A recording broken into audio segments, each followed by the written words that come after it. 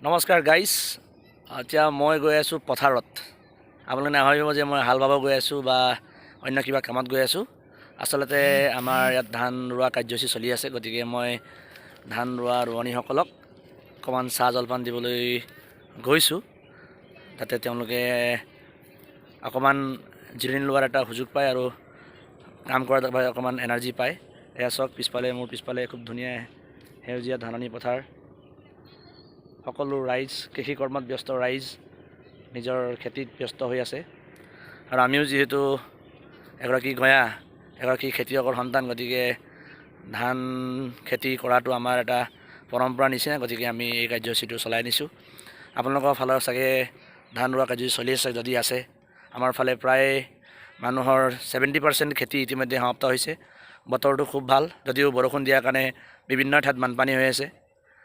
তাৰ বাবে আমাৰ ইয়াত বানপানী নহয়, আমি দুখ প্ৰকাশ কৰিছোঁ, তেওঁলোকৰ সোনকালে ভাল হওক। কিন্তু একেটা সময়ত আমাৰ এফালে বৰষুণটো থকাৰ বাবে ৰাইজে খেতি কৰাৰ কাৰণে বৰ সুবিধাজনক হৈছে। কাৰণ বিগত বৰ্ষত আমি দেখিছোঁ যে বৰষুণ নোহোৱাৰ বাবে মানুহবোৰে খেতি কৰাৰ কাৰণে যথেষ্ট সমস্যাৰ সন্মুখীন হৈছিলে। কিন্তু এইবাৰ যিহেতু বৰষুণ দিছে, ভালকৈ দিছে, মাজে সময়ে ৰ'দো দিছে, গতিকে খেতিয়কসকলৰ কাৰণে মই ভাবোঁ বৰ বেছি কষ্টদায়ক হোৱা নাই। আৰু মই আপোনাক দেখাই দিম, এই ইয়াত আপোনালোকে দেখিছে স্ক্ৰীণত, এই খুঁটিটোৰ পিছফালে তাতে মোৰ মাও আছে আৰু এগৰাকী মাৰ সহযোগী আছে। তেওঁলোকে আজি বেছিকৈ নাছিলে, অকল এডৰা আছিলে, গতিকে তেওঁলোকে ৰুই আছে।